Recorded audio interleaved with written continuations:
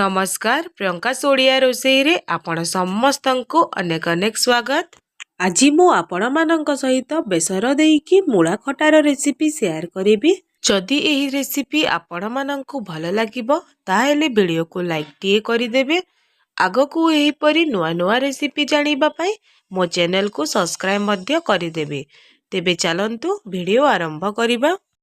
प्रथमे गैस रे मु कढ़ई टी बसाई नेछि। सेथिरे मु गोटे बड़ गिलास पानी दउछि। एथिरे हाफ चामच लूण दबा। एबे एथिरे मूला दबा। एठी मु दीटा मूला को गोल गोल करिकी काटी नेछि। आपण चाहिले मूला को लंबा लंबा साइज रे मध्य काटी परिबे। एबे एथिरे आमे मूला को दबा। एहा को 10-12 मिनिट पई कवर करिकी मूला को सिजिबा पई दबा। से भितरे एबे आमे सोरिष बेसर तयारी करि नबा। ता पई एठी मु 2 चामच सोरिष नेछि, गोटे चामच जीरा, 2टा सुखिला लंका और 6-7 कोला रसुण नेछि। एथिरे अल्प पानी देकी एहाकू आमे चिक्कण करिकी बाटी नेबा। देखंतु सोरिष को मु पूरा चिक्कण करिकी बाटी नेछि। एबे आमे लिड खोलिकी देखिबा मूला सिझिछि कि ना नाही चेक करिबा पई मु गोटे चकु सहाय्य रे मूला को काटिकी देखुछि। देखंतु मूला आराम से कटि जाउछि, ता माने मूला परफेक्टली सिझि जाइछि। एबे मूला को आमे पानी रु अलगा करिकी गोटे जगह को काढी नबा।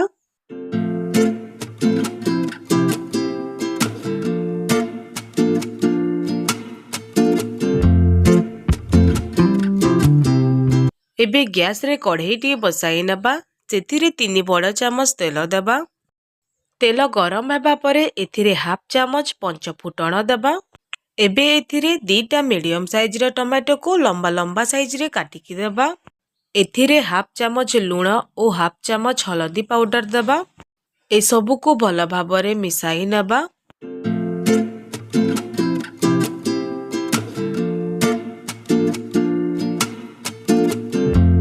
एहा को कवर करिकी टमाटो को सिझिबा पई देबा। एबे लिड खोलिकी देखिबा। देखंतु टमाटो भल भाबरे सिझि गलानी। टमाटो को किछि समय पई चलाई नबा।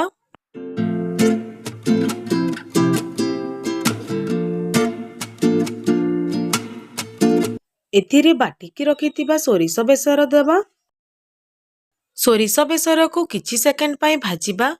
बेसर को अधिक भाजिबेनी, नहेले एहा पिता लागि पारे।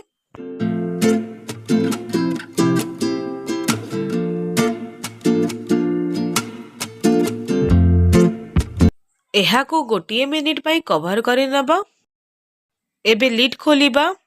बेसर को आहुरी किछि सेकेंड पई भाजिबा।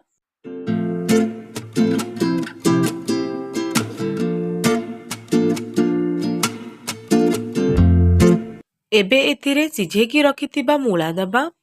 मूला को बेसर सहित 2 मिनिट पई कसिबा।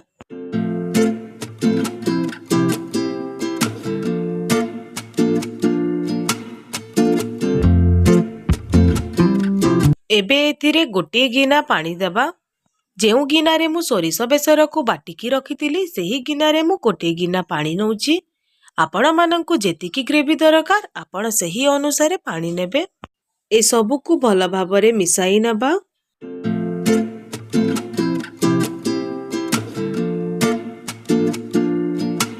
गैस र फ्लेम को मीडियम टू हाई रे करिकी एहा को 5 मिनिट पई कवर करि नबा। 5 मिनिट परे एबे लिड खोलिकी देखिबा। देखंतु ग्रेवी भल भाबरे फुटी गलानी। एहा को किछि सेकेंड पई चलाई नबा।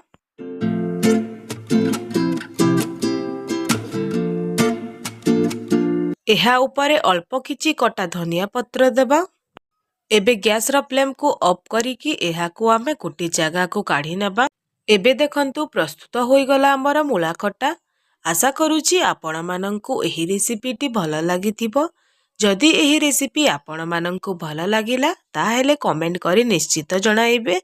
तेबे आजि पई एतिकी। पुणी देखा बा आ गुटे नुआ रेसिपी वीडियो रे। से पर्यंत रहुची। नमस्कार।